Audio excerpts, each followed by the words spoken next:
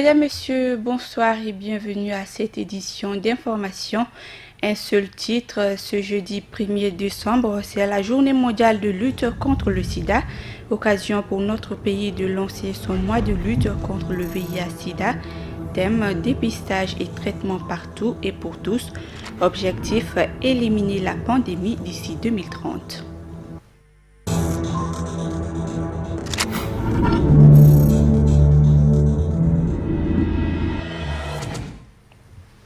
Mais tout d'abord, notre pays disposera désormais d'une direction générale de l'enseignement supérieur et de la recherche scientifique et de l'Institut Zayed des sciences économiques et juridiques.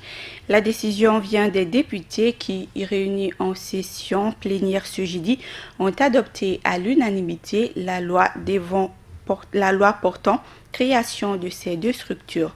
C'était dans la salle Awa Keita de l'Assemblée nationale. Reportage à Amadou Kamara et Ibrahim Koulibaly.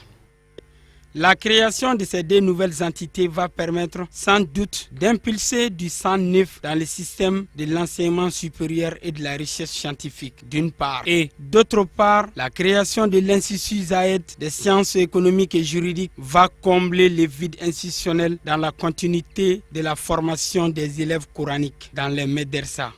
Ce projet de loi initié par le ministère de l'Enseignement supérieur et de la Recherche scientifique a été adopté par le Conseil des ministres en sa séance du 13 janvier 2016.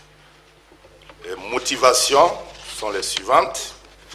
La Direction nationale de l'enseignement supérieur et de la recherche scientifique, DNESRS, antérieure à la Direction générale de l'enseignement supérieur et de la recherche scientifique, avait pour principale mission d'élaborer les éléments de la politique nationale en matière d'enseignement supérieur et de la recherche scientifique et de veiller à sa mise en œuvre.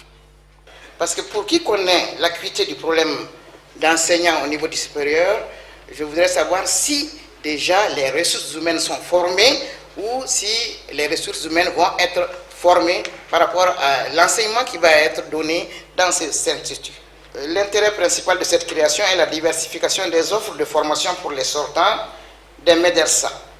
Et je voudrais dire à l'honorable Khalilou Ouattara que bien sûr chez nous ici le médium d'enseignement dans les médersa c'est l'arabe, mais ses élèves font également le français. L'objectif de la création de cette direction générale est de donner au service central des missions élargies et des instruments d'action et de gouvernance. Quant à la création de l'Institut Zayed des sciences économiques et juridiques, elle répond à un souci de matérialiser les engagements de l'État malien et contribuera à diversifier l'offre de formation des apprenants de la langue arabe. Je crois que c'est une forte légitimité qu'on donnera à la direction en prenant cette loi. Parce que la direction existait par ordonnance, mais maintenant la direction va exister désormais avec cette loi qui vient d'être adoptée par l'Assemblée nationale. Donc ce serait une légitimité donnée à la direction pour vraiment mieux fonctionner en plénitude, comme on le dit. L'Institut Zayed, je crois que ça va lever aussi une grosse épine dans l'épine de l'État, du gouvernement malien. Bon, si quand même il y a l'Institut chez nous ici, je crois que ça leur donne des opportunités. Oui, le premier projet est relatif à la création de la Direction générale de l'enseignement supérieur qui va désormais assurer le pilotage du système, c'est-à-dire regarder tout ce qui se passe dans le système d'enseignement avec les établissements publics et privés et les mettre à condition pour la formation et la recherche de l'ensemble des étudiants du Mali, coordonner les formations avec le ministère de l'Éducation, avec le privé et donner toutes les informations utiles concernant l'enseignement supérieur, ce qui n'était pas le cas avant. Pour l'Institut Zayed, c'est construit, c'est là, les bâtiments sont là. Nous avons fait les premiers ateliers pour l'élaboration des offres de formation. Donc maintenant, il s'agit de lancer ces offres de formation, nommer le directeur général pour que l'Institut commence la formation. Il faut noter que ces projets de loi initiés par le ministre de l'Enseignement supérieur et de la Recherche scientifique ont été adoptés par le Conseil des ministres en sa séance du 13 janvier 2016. À l'instar de la communauté internationale, le Mali célèbre ce jeudi la journée internationale de lutte contre le sida. Une cérémonie a été organisée pour l'occasion au Palais de la Culture Amadou Hampâté-Bâ en présence du Premier ministre Modibo Keïta. Reportage Tata Touré et Mohamed Sidibé. La mobilisation était grande aujourd'hui au Palais de la Culture pour cette 28e édition de la Journée mondiale de lutte contre le sida. Une journée qui permet de démontrer l'importance de la lutte contre le sida et témoigner la solidarité avec les personnes infectées par la maladie. Le Premier ministre, le ministre de la Santé, les élus locaux et un important public se sont retrouvés autour du secrétaire exécutif de la lutte contre le sida pour marquer cette journée. La journée mondiale de lutte contre le sida qui nous réunit ce matin a été instituée pour la première fois en janvier 1988 à Londres sur le thème d'un monde uni contre le sida. C'est l'occasion de faire le point sur les activités menées contre cette pandémie et de manifester notre soutien et notre solidarité aux personnes vivant avec le VIH-Sida. Monsieur le Premier ministre, Mesdames et Messieurs, le fléau du VIH et le sida, longtemps considéré comme l'un des défis les plus redoutables pour la vie et la dignité humaine, est en passe d'être vaincu. Avec les avancées significatives de la science, les programmes nationaux de lutte contre le sida mis en place un peu partout dans le monde, avec les engagements politiques pris, avec les activités des activistes de la société civile et des communautés, la solidarité nationale et internationale, avec les ressources importantes engagées dans la lutte, le monde a aujourd'hui une opportunité historique pour éliminer à jamais cette pandémie du sida comme une menace de santé publique. L'Afrique, qui est regroupée à elle seule plus de 2 tiers des personnes infectées par le VIH, a fait des progrès importants dans la lutte contre ces fléaux, avec une baisse des nouvelles infections de plus de 41% dans 22 pays africains, dont le Mali. Au Mali, avec une prévalence de 1,1%, et dès 2012, le nombre de personnes infectées a été estimé à environ 100 000 personnes. Aussi, depuis plusieurs années, le Mali s'est lancé dans la dynamique de l'accès universel en posant des actes sur l'ensemble du territoire national pour l'accélération de la prévention et la décentralisation du traitement. Monsieur le Premier ministre, Mesdames, Messieurs, les résultats obtenus au 30 septembre 2016 sont les suivants. Dans le domaine de la prévention de la transmission du VIH de la mère à l'enfant, en termes de documents normatifs, notre pays dispose désormais d'un plan national d'élimination de la transmission mère-enfant 2015-2019, dont la dissémination a été faite dans toutes les régions, dans tous les districts sanitaires.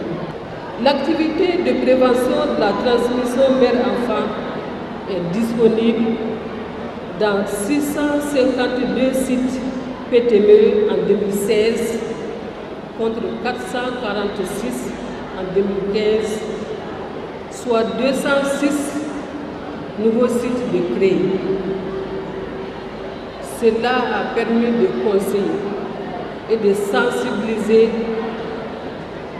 2075 femmes enceintes en consultation prénatale, parmi lesquelles 178 168 ont accepté le test de dépistage du VIH.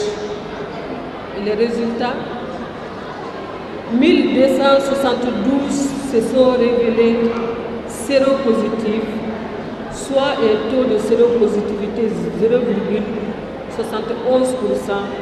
contre 1,09% de la même cible en septembre 2015. En animation, il y avait des chants et des sketchs qui portaient également sur le thème de la lutte contre le sida à travers le dépistage volontaire et la prévention. Les discours prononcés par les différents intervenants ont porté sur les actions réalisées dans la lutte contre le sida. Je voudrais tout d'abord vous apporter le salut du président de la République, que j'ai l'honneur de représenter ici, qui est aussi le président du Haut Conseil national de la lutte contre le sida. Il m'a chargé d'exprimer ici son soutien sans faille aux personnes vivant avec le sida. Il m'a chargé également d'apporter l'expression de son engagement personnel pour poursuivre cette lutte contre cette terrible maladie. Nous avons également vu des personnes qui nous ont entretenus de leurs préoccupations, mais aussi de leur espoir. Vous savez, on entend souvent dans certaines enceintes qu'avec le progrès de la science, le progrès de la médecine, on entend dire que les hommes ne sont plus en face de la maladie des héros. Mais ceux qui sont les porteurs du sida sont des héros. Ils ont la charge de ne plus se regarder dans le regard de l'autre, mais par rapport à eux-mêmes. Ils ont la charge de faire en sorte qu'eux-mêmes ne soient pas un obstacle à l'épanouissement de leur vie. Le sida est un tueur sournois, silencieux, qui tue entre 2000 et 3000 Maliens par an. Alors mobilisons-nous davantage pour l'éliminer. Au Bénin, un nouveau plan d'élimination du VIH de la mère à l'enfant pour la période de 5 ans est désormais disponible.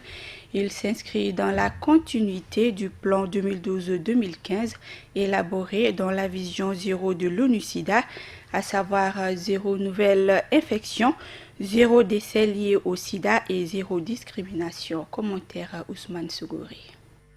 La stratégie de l'ONU-SIDA 2016-2021 est l'une des premières du système des Nations Unies à s'aligner sur les objectifs du développement durable, qui établissent le cadre pour la politique de développement mondial au cours des 15 prochaines années, notamment la fin de l'épidémie de sida d'ici à 2030. Ce plan vise à éliminer de nouvelles infections chez l'enfant et l'amélioration de la survie et de la santé de la mère, du nouveau-né et de l'enfant dans le contexte du VIH d'ici 2020. Il permettra de réduire de 7,6% à moins de 5% d'ici 2020 le taux de transmission résiduelle du VIH de la mère à l'enfant. Avec ce nouveau projet, le taux de nouvelles infections parmi les enfants exposés sera inférieur de 50 000 à 5 000 naissances vivantes d'ici à 2020. Ce plan d'élimination de la transmission du VIH de la mère à l'enfant se décline en 4 exposantes, dont la première concerne la prévention primaire de l'infection du VIH chez les femmes en âge de procréer et chez les adolescentes et jeunes de 10 à 14 ans, de 15 à 19 ans et de 20 à 24 ans. La deuxième prend en compte la prévention des grossesses non désirées chez les femmes séropositives, tandis que la troisième concerne une intervention spécifique visant à réduire la transmission du VIH de la mère à l'enfant. La quatrième et la dernière composante consistera à fournir des traitements, des soins et des soutiens appropriés aux femmes infectées par le virus, à leurs nourrissons et à leurs familles. Selon l'enquête démographique de santé réalisée en 2012, la prévalence du VIH-Sida au sein de la population générale du Bénin est estimée à 1,2%. Elle est de 1,6% en zone urbaine et 0,9% en zone rurale. Elle est de 1,4% chez les femmes contre 1,0% chez les hommes et varie d'un département administratif à un autre, allant de 0,4% dans l'Aliborie au nord-est du pays à 2,2% dans le Koufo au sud-ouest du Bénin. Selon les tranches d'âge, la proportion des personnes séropositives augmente avec l'âge. D'un minimum de 0,3% parmi les personnes de 15 à 19 ans, elle augmente rapidement, atteint 2,1% entre 30 et 34 ans.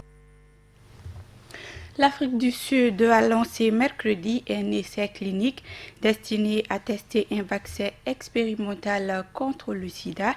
Au total, plus de 5000 personnes vont tester ce vaccin expérimental contre le sida qui, si son efficacité est confirmée, pourrait enfin permettre de faire reculer la maladie. Marietou Diallo.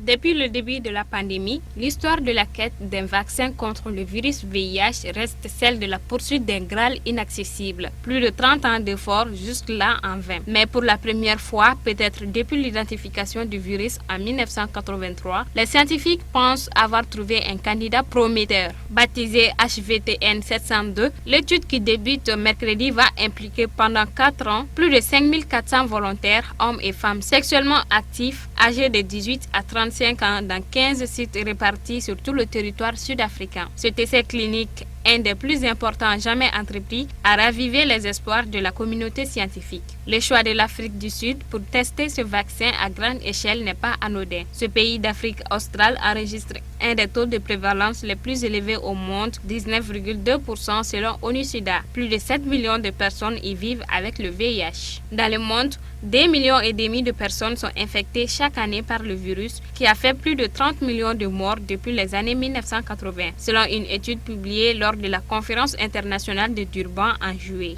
Le vaccin sud-africain, spécialement adapté aux populations locales, est une version musclée d'une souche testée en 2009 en Thaïlande sur plus de 16 000 volontaires. Elle avait permis de réduire de 31,2% les risques de contamination 3 ans et demi après la première vaccination.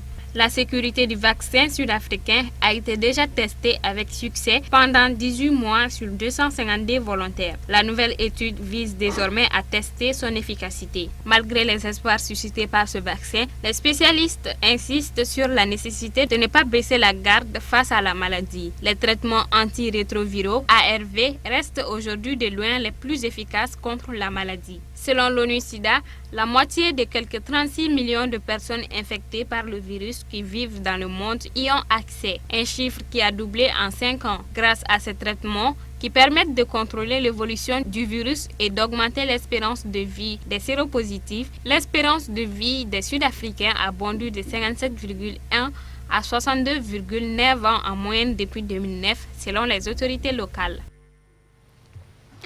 L'actualité hors de nos frontières nous amène également en Gambie avec la tenue ce jeudi de l'élection présidentielle. Une manifestation contre les billets d'obligation violemment réprimée au Zimbabwe et au Tchad, un homme arrêté après avoir tiré sur des policiers devant l'ambassade des États-Unis. Commentaire Moussa Fomba.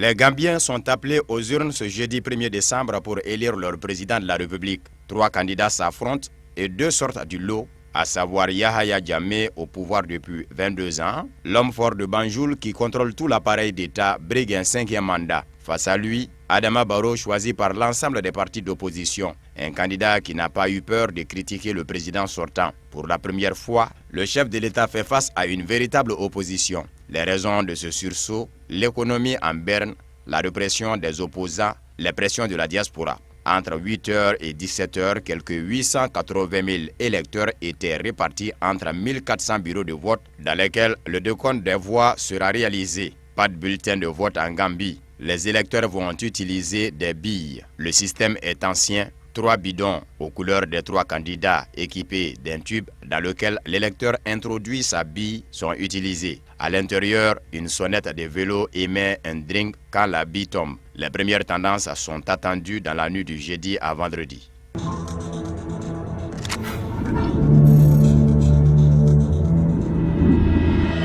La police a violemment réprimé mercredi à Harare une manifestation contre la mise en circulation par le gouvernement d'une nouvelle monnaie qui a fait ressurgir dans la population le spectre de l'hyperinflation des années 2000. Après des semaines de retard, la Banque centrale du Zimbabwe a mis lundi sur le marché l'équivalent de 12 millions de dollars sous forme de billets d'obligation de 2 dollars et des pièces d'obligation d'$1. Selon les autorités, cette nouvelle monnaie qui ne dit pas son nom, indexée sur le dollar américain, doit permettre de pallier le manque criant de liquidités qui asphyxie l'économie du pays. Mercredi, une centaine de partisans du principal parti d'opposition du Mouvement pour le changement démocratique MDC et du groupe civil Tajamouka sont descendus dans les rues d'Harare pour dénoncer cette mesure. Mais le rassemblement a tourné court, comme c'est régulièrement le cas au Zimbabwe, où le président Robert Mugabe muselle toute forme d'opposition. La police est rapidement intervenue pour disperser les opposants avec de gaz lacrymogène et des canons à eau et a tabassé des manifestants à coups de matraque en plastique.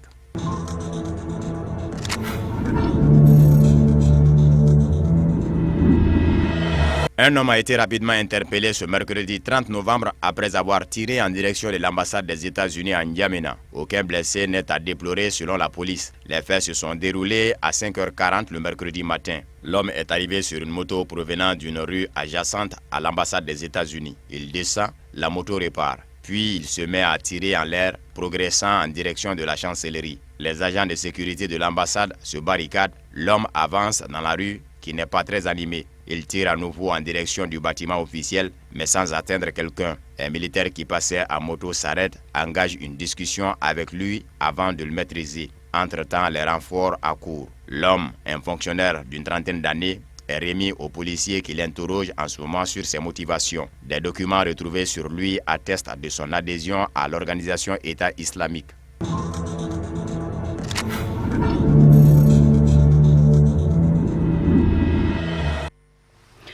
C'est une véritable tragédie qui vient de frapper le football sud-américain et brésilien en particulier. Un avion qui transportait les membres d'une équipe brésilienne s'est écrasé lundi soir en Colombie. Bilan 75 morts et 6 blessés. Amadou Diarra. 3 jours de deuil national ont été décrétés au Brésil après l'accident d'avion qui a fait 75 morts en Colombie, dont une partie de l'équipe du club de Chapecoense. Parmi les 81 passagers et membres d'équipage, 75 personnes sont mortes. 6 passagers, dont 4 footballeurs et 2 membres de l'équipage, ont été retrouvés vivants et transférés dans des hôpitaux du secteur. L'avion, un appareil de la compagnie bolivienne, était parti du Brésil lundi dernier. Après une escale en Bolivie, il se dirigeait vers l'aéroport de Rio Negro qui dessert Medellín en Colombie. Déclaré en urgence en plein vol pour panne électrique alors qu'il survolait une zone montagneuse à environ 50 km de Medellín. L'avion s'est écrasé à 22h34 selon un porte-parole de l'aéronautique civile. La mauvaise visibilité entraînée par des pluies très importantes a jusqu'ici limité l'accès du site à la seule voie terrestre. Une cellule de crise a été activée. 150 personnes se trouvent sur place pour les opérations de secours. Les joueurs du club de Chapecoense se rendaient à Medellín pour y affronter l'Atlético Nacional dans le match aller de la finale de la Copa Sud-Américaine, deuxième plus grande compétition de clubs d'Amérique latine, l'équivalent de la Ligue Europa pour le continent sud-américain.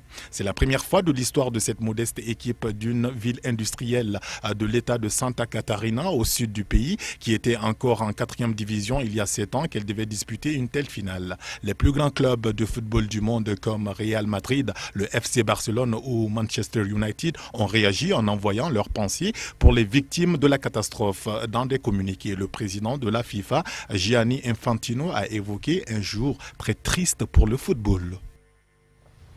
Voilà, fin de cette édition. Merci de votre fidélité. Excellente suite de programme.